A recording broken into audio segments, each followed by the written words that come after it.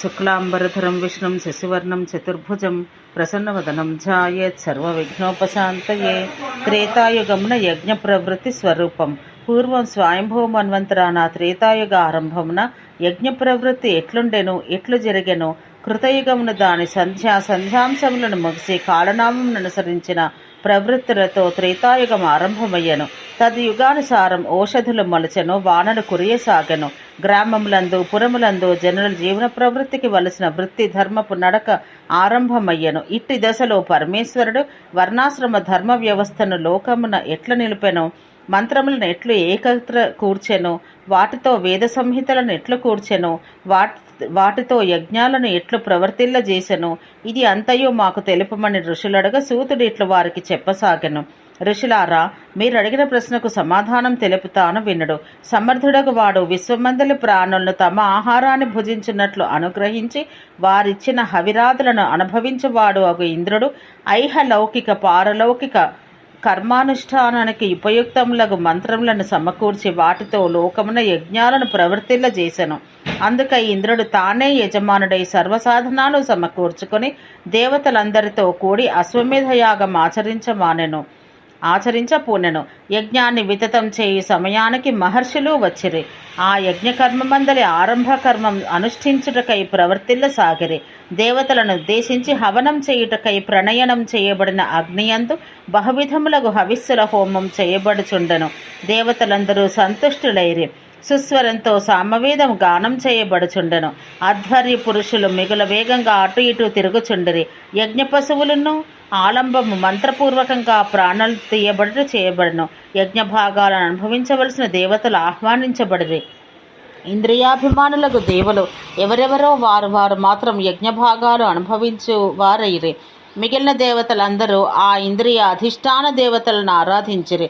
ప్రతి కల్పాదుల యందును యజ్ఞ భాగ భోక్తలకు దేవతలు ఆ ఇంద్రియాభిమాని దేవతలే. కానీ ఈ యజ్ఞాన విశేషం ఒకటి జరిగెను.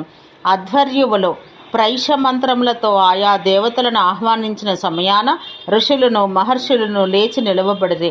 యజ్ఞమున ఆలంబనం చేయబడిన దీనములకు పశుగణములను చూసిరి. విశ్వభుగ్గా ఉన్న ఇంద్రుని వారు ఇట్లు ప్రశ్నించిరి. నీ ఈ యజ్ఞ విధానం ఎటువంటిది? ఇది ఏమి యజ్ఞ ప్రక్రియ? దీని యందు విశ్వభుగ్ ఎవరు? సహజంగా ఇతరులు చేయ యజ్ఞాన విశ్వభుగ్గా ఉన్న నీవే యజమానుడివై ఉండగా దీని యందు ఎవరు విశ్వభుగ్ స్థానమందుండును? ధర్మమును పొందగోరి నీవు చేయు ఈ హింస మిగుల బలవత్తరమగు అధర్మం. శిరోత్తమ, నీ ఈ యజ్ఞమందు పశుబంధమును వాని వధను నీకు ఇష్టమైనట్లున్నది. పశువులు ఉపకరణాలుగా నీవు ఆచరించు ఈ అధర్మం నీ ధర్మాన్ని నశింపచేయను. ఇది ధర్మం కాదు, ఇది అధర్మం. హింస ధర్మం అని ఎవరు అనరు.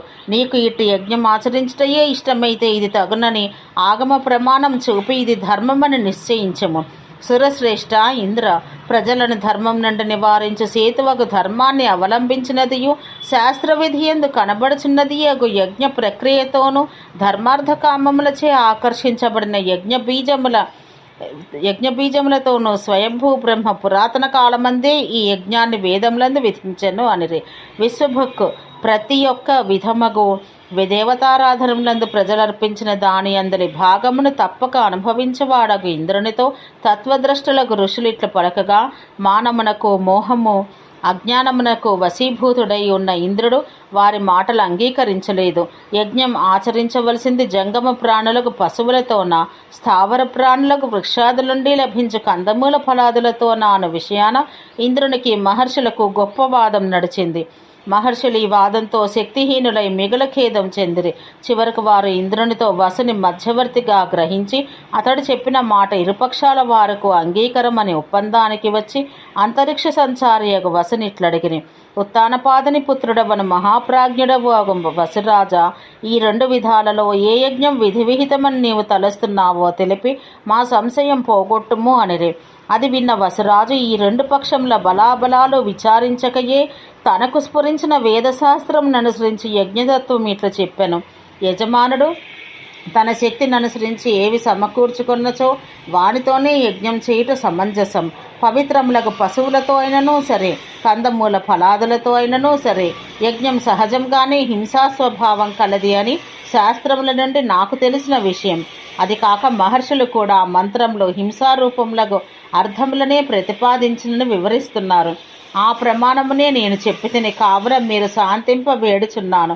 విప్రులారా, మీరు అంగీకరిస్తున్న మంత్రవాక్యాలు మీకు ప్రణామాలైతే యజ్ఞాన్ని జరగనిండు. కాదండురా, కాదనుట తగదు. ఏలానా నేను చెప్పింది అనృతం కాదు.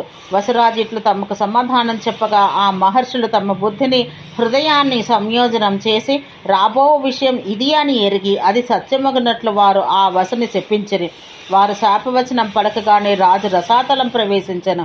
అంతవరకు ఆకాశచరుడుగా ఉన్న అతడు ఇప్పుడు రసాతల చరుడయ్యను.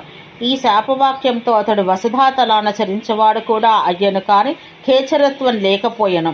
ఇట్లతడు ధర్మ విషయక సంశయం ఛేదించ యత్నించి అధోగతి నందెను. కావున తానెంతగా బహు విషయాలు ఎరిగిన వాడైనను ఒక్కడే సంశయాన్ని నిర్ణయించరాదు. ఏలైనా ధర్మ నిశ్చయాన్ని చేరుటకు వాకిండ్లు ఎన్నో ఉన్నాయి.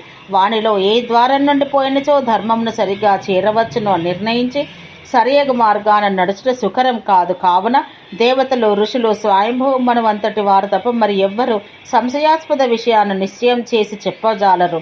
ఈ చెప్పిన దాన్ని బట్టి ఋషుల అభిప్రాయానుసారం యజ్ఞాన హింసయుక్తం కాదు. హింస లేకుండగానే పూర్వం 1000 కోట్ల ఋషులు మరివేరు సాధనాలతో స్వర్గం చేరుడి. పై చెప్పిన కారణాలనే మహర్షులెల్లరూ యజ్ఞమే కాదు దానము కూడా హింసా సాధ్యమైతే తగనిదని తలచారు. దాని వారు మెచ్చరు. నీరు, మూలములు, దుంపలు, వేళ్ళు, ఫలములు, శాఖములు, జలపాత్రములు ఇట్టివి తమ శక్తి అనుసారం దానం చేసి స్వర్గాన్ని సంపాదించి అక్కడ స్థిరంగా నిలిచిరి. ద్రోహం, అపకారం చేయకుండుట, లోభం లేకుండుట, బహిరింద్రియ నిగ్రహం, భూతదయ అనే తపము, బ్రహ్మచర్యమను తపము, సత్యము, జాలి, ఓర్పు, నిబ్బరం ఈ 9 సనాతన. సనా అనగా సదా, సనాతన ఎల్లప్పుడూ ఉండునది, శాశ్వతమైనది, ధర్మానికి మూలముగా అంశములు. ఋషుల అభిప్రాయానుసారం హింసాయుక్తం కాకుండా కేవలం యజ్ఞవిహిత ద్రవ్యాలను, మంత్రాలను యజ్ఞపు వాస్తవ రూపం. అట్లే సర్వభూతములందరూ సమతా దృష్టితో ఉండుట వాస్తవమగు తపస్సు. ఇట్లు యజ్ఞాలను ఆచరించుటచే దేవత్వ ప్రాప్తి, తపస్సు చేత విరాట్ రూపతా ప్రాప్తి సిద్ధించును. కర్మలను అనుష్ఠించుచుండియు తత్ఫలములు తాను పొందవలెనని అభిసంధి లేకుండి కర్మఫల సన్యాసం చేయుటచే బ్రహ్మలోక హిరణ్యగర్భస్థాన ప్రాప్తియు, వైరాగ్యంతో జీవించడం వల్ల ప్రకృతి లయమును, జ్ఞానం వల్ల కైవల్యము పొందును. ఇట్లు ఉత్తమ గతి ప్రాప్తికి ఈ 5 మార్గాలను ఋషులు సిద్ధాంతీకరించిరి.